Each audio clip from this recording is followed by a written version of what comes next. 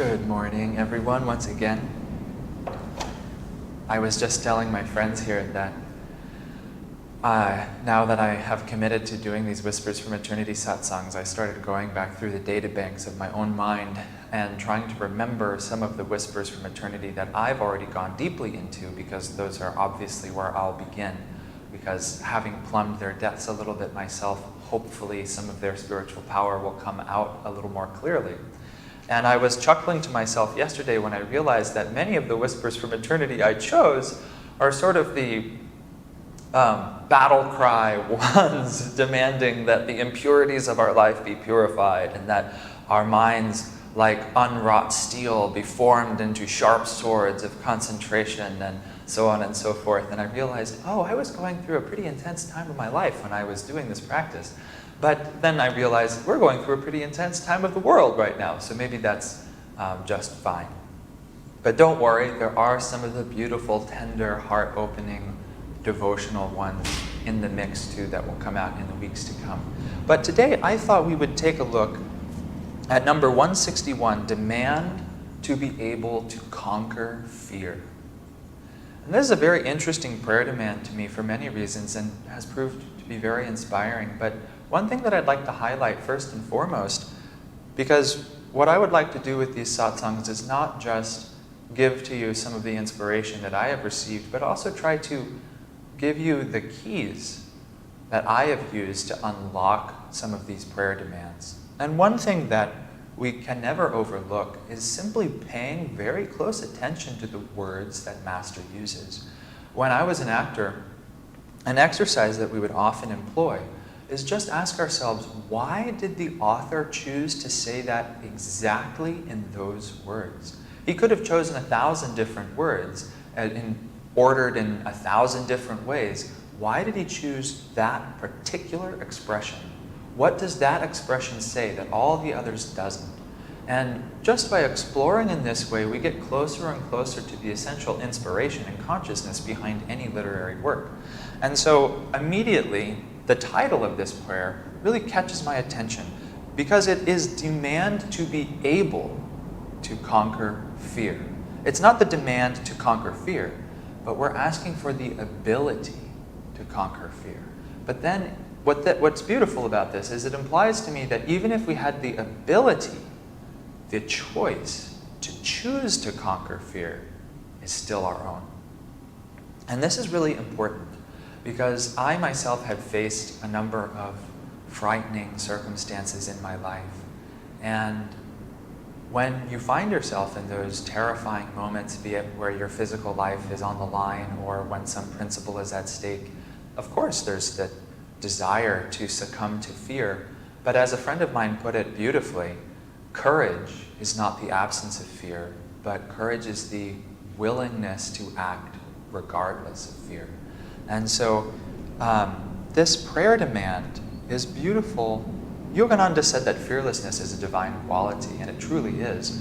And as we continue to progress closer and closer to fearlessness, it's important to remind ourselves that fear is a choice, and courage is also a choice. And we don't have to be perfect in our fearlessness. We can just demand to be able to conquer fear.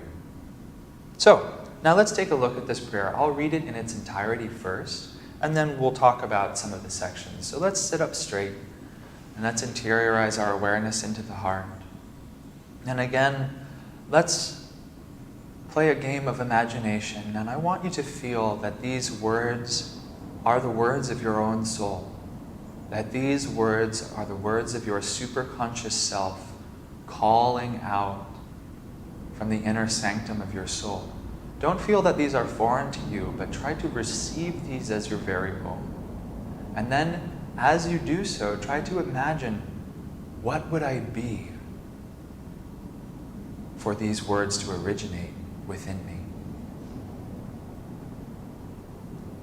Infinite Spirit, teach me to comprehend the utter uselessness of being afraid. Help me to keep in mind that even death, since come it must, at least comes only once, and need not be suffered 1,000 times beforehand through fear. When death does come, it will be by nature's mercy. When it comes, I will welcome it in my soul, for I will understand that it is time for me to move on, lowering the curtain on this life's drama, but traveling perhaps to something new and equally interesting. Let me not be a psychological antique fearing change. Teach me not to paralyze my nerves daily with the dread of some future imaginary accident. Such dread may only invite the accident to happen. Bless me that I not let fear anesthetize my mind and shut off my unlimited power as thy child to overcome all tests and trials.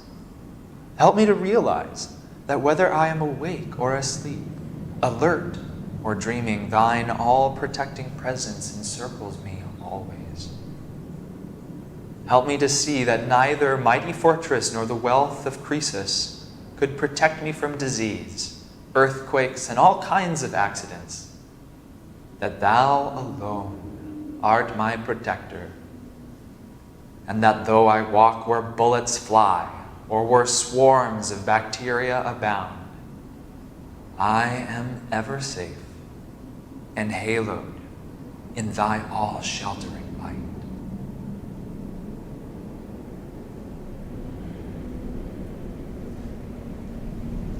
This prayer is so beautiful because he walks us through so many aspects of what it would mean to be able to conquer fear. And one of my favorite parts of this prayer is the end, where he then gives us a description of what it will feel like when we are truly able to conquer fear by the presence of God within us, that we are ever safe and haloed in thy all-sheltering light. Beautiful. So now let's take a look at some of these sections and go a little more deeply into them and into our understanding and to trying to integrate them into our hearts and into our minds.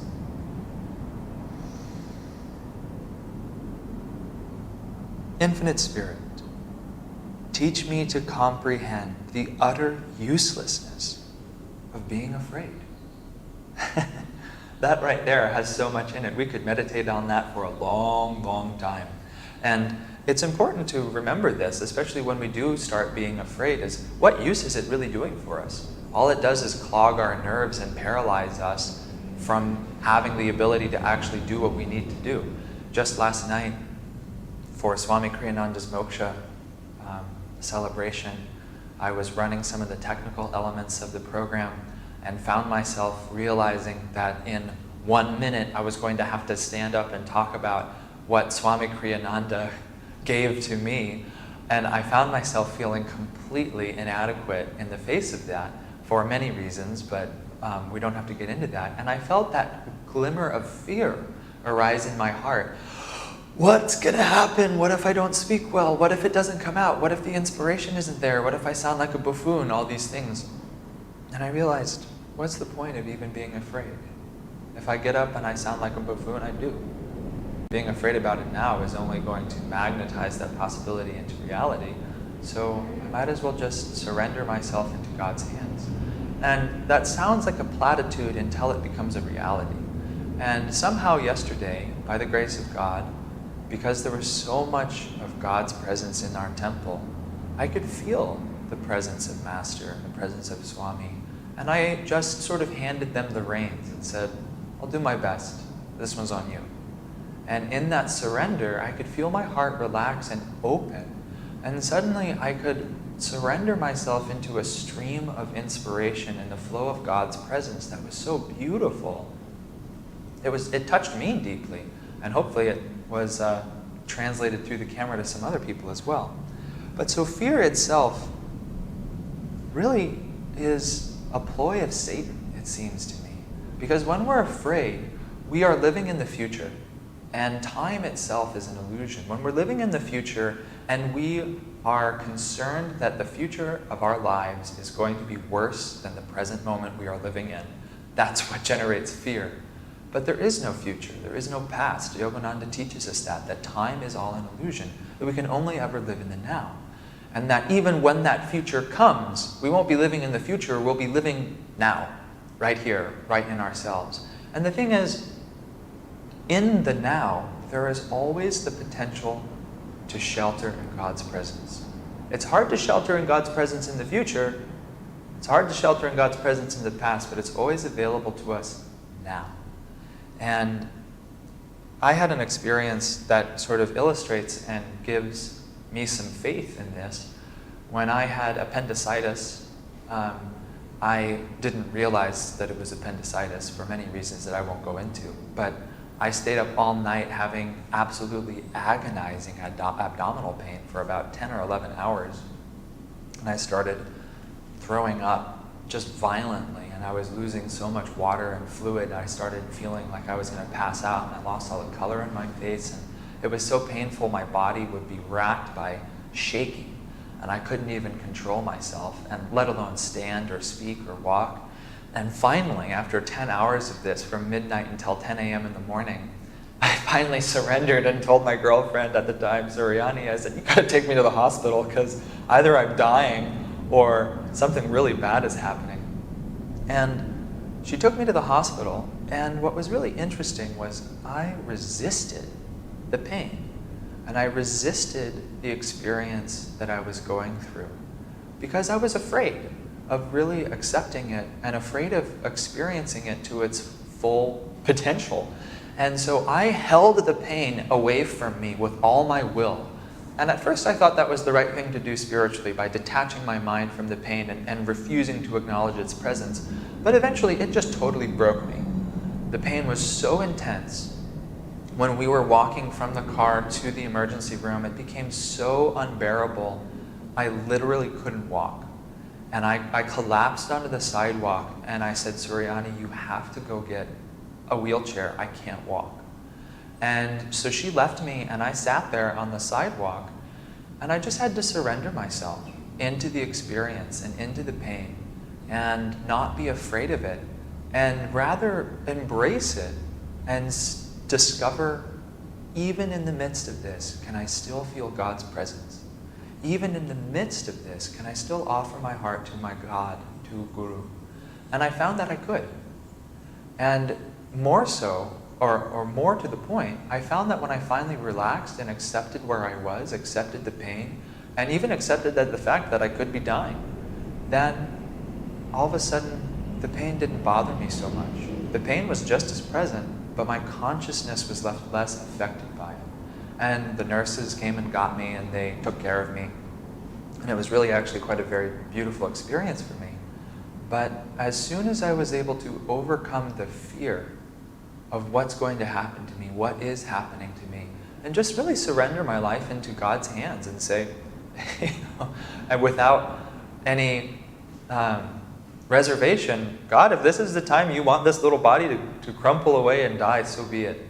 But I'm going to give myself into your hands. Then I wasn't so afraid anymore. And when I wasn't afraid, my consciousness wasn't suffering, even though my body was. And so that taught me a lot about how to overcome fear and how to embrace uncomfortable situations in our life head on, rather than sort of kind of wishing they would just be over with already. Just embrace it. You know, Swami Kriyananda said very humorously, he said, if you ever find yourself in a conversation with a really dull or boring person, instead of wishing that the conversation would be over, he said, really invest yourself and ask, how boring could it really be? And so too, we can apply that example into anything in our life. Anything that we're afraid of, how bad could it really be? Let's find out. Or how painful could it really be? And in the midst of that pain, can I find God? Because God, of course, is just as much present in pain as He is in joy. He is just as much present in our suffering as He is in our worldly happiness. And so the yogi looks upon suffering and worldly pleasure as the same. So in fact, suffering and sorrow and trial and tribulation are a great spiritual opportunity for us to overcome our desires and aversions. So what's the purpose of being afraid of them? We ought to embrace them and even celebrate them when they come, because they're an opportunity for us to prove to ourselves that we are not bound to this body. So, let's keep going. Help me to keep in mind that even death, since come it must, at least comes only once, and need not be suffered 1,000 times beforehand through fear. I think that speaks for itself. When death does come, it will be by nature's mercy. Now this is really beautiful to me because he actually capitalizes that word nature as Divine Mother. That when death does come, it will be by nature's mercy. I actually have always looked forward to dying. That may sound like a weird thing, but ever since I was a boy, I always looked forward to death. Because I think there will be so much joy in that death, so much surrender. And it will be a mercy, a blow of mercy to finally relieve us of this form. When it comes, I will welcome it in my soul, for I will understand that it is time for me to move on, lowering the curtain of this life's drama, but traveling perhaps to something new and equally interesting. Yogananda has a beautiful chant, "Oh, life is sweet, and death a dream, when thy song flows through me." And apparently, he would sometimes switch those orders at the end, and he would sing, "Oh, death is sweet, and life a dream, when thy song flows through me." And that moves me so deeply, because I feel like that's what it will be like when we finally die. So we can see that all this life is but a dream, and that death itself is a sweet release into our higher and ultimate reality. And Yogananda said that if you stay true to this path of self-realization, when you die, that himself or one of the other avatars will be there to help usher you into the astral realms or into perfect freedom. What a soul-stirring promise. What tremendous blessing that is. How could we be afraid of death if the promise is that we'll get to meet our Guru when we die? We can all look forward to that. I've often wondered what it would be like to meet Master face to face, for him to materialize before me, to be able to touch his feet, to be able to tell him how much I love him. But if that day never comes in this earthly flesh, it will certainly come when we shuffle off this mortal coil. And that is a tremendous promise to look forward to. Oh, death is sweet, and life a dream. Yogananda said, if I remember correctly, that all fear stems from the fear of death, and that everything else is just a subsidiary of that, that we fear that losing something in our life will be like a miniature death. But in fact, in death there is surrender, there is resurrection, there's transmutation. And death is a very mystical topic. In astrology, death, rebirth, and transformation are all ruled by the same house. And so even in the cycles of nature, death, regeneration, and rebirth are a closed cycle. And so for us, death of this little body is nothing to be afraid of, because it will only regenerate us into our next evolution of our soul. Let's continue. Let me not be a psychological antique, fearing change. How often do we simply fear change in our lives? I myself fall into this all the time. Anytime something new comes, for example, this COVID-19 pandemic has been a great catalyst for me to overcome my psychological antiquity, because we all get into a routine, and I like a routine, because I know what I'm going to do in the morning and in the afternoon and at night, and I know I can do everything well, and that gives me a little bit of egoic pride, doesn't it? But then all of a sudden, boom, there's a pandemic. And at first it started, and oh, it's in China, oh, it could be bad. And I remember my dad sent me an email, and he said, Keshava, if the coronavirus comes to your neighborhood, you should be really careful. And I dismissed him in my mind, and I said, it's not really going to come here. Surprise, surprise. Knock, knock, who's there? It's coronavirus. So all of a sudden our lives completely changed. And with that change, we've had to revolutionize the way we present classes, the way we do satsangs. And I realized there was a part of my brain that was resisting that change. And I finally caught myself, and it's sort of like catching a kid stealing cookies out of the cookie jar. Like, hey, what are you doing? Why are you fearing change? There's no reason to be afraid of change. Why not just embrace it? Because the more we fear something, the more we resist it, the more unnecessarily we waste our energy until we're exhausted before we've even done anything. And so I caught myself a few weeks ago being exhausted by being afraid of change. And I said, let's just put that aside. Let's take every day, moment by moment, embracing every opportunity as a golden opportunity to demonstrate the power of willingness over sloth, the power of creativity over obstacles, and so on and so forth. And it's become a lot more joyful. I'm still working on it, but it's a process. Now, he goes on, teach me not to paralyze my nerves daily with the dread of some future imaginary accident. Such dread may only invite the accident to happen. That's the promise of magnetism right there. Bless me that I not let fear anesthetize my mind and shut off my unlimited power as thy child to overcome all tests and trials. That is something worth sitting with. How many times have we anesthetized our mind by fear into being helpless? And then we cry out, we're so weak, we're so helpless, life is so hard. No, you are a lion of God, and you just have forgotten it. How many times this has been true? I once found myself by a series of events motivated by my own stupidity, climbing a mountain that I had no right to be climbing with my brother. And the long story short is we were climbing a very exposed, dangerous, probably about a 600-foot face with no ropes. And it was perhaps one of the most terrifying things I've ever done in my life. But I realized as I was climbing the mountain, and I remember my brother was stuck on one particular point, but I could see where he ought to put his foot next to help him make the next move. And so clinging onto the rock, I looked up and I said, Kashi, if you put your foot 6 inches over, and I realized my arm was shaking so violently, I couldn't even point steadily. That's how afraid I was. It was so powerful in my body. But I realized if I let that fear control me, the impulse was to just wedge myself in a crack and cry. But I knew if I did that, I would die. I knew I would literally die. And I knew too that if I allowed myself to succumb to that, my brother too might die, because my fear might infect him.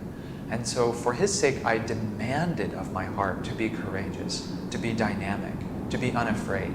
And even if it was just a mask, I tried my very best. And what was really beautiful was after the fact, so spoiler, we made it to the top. We survived. But what was really beautiful was him and I were talking about it a year later when we actually climbed the same mountain and looked down. We climbed it from a safer route. And we looked down and we thought, oh my God, what did we do? But it was really sweet that he said, what got me up that mountain was thinking about you. That I couldn't let my own fear get in the way because I had to get you up that mountain. And I said, I was thinking the same thing. And so when you feel fear anesthetizing your mind, try to get out of yourself into thinking of how you can serve God and how you need to serve others, because that will give you the motivation as well as the expansion of your heart to overcome that littleness. Now, because we're at time, I'm going to just close again with his ending paragraph. And let's really feel that this is our divine birthright, his divine promise to us as his disciples. Help me to see that neither mighty fortress nor the wealth of Croesus could protect me from disease, earthquakes, and all kinds of accidents. That thou alone art my protector, and that though I walk where bullets fly, or where swarms of bacteria abound, I am ever safe, enhaloed in thy all-sheltering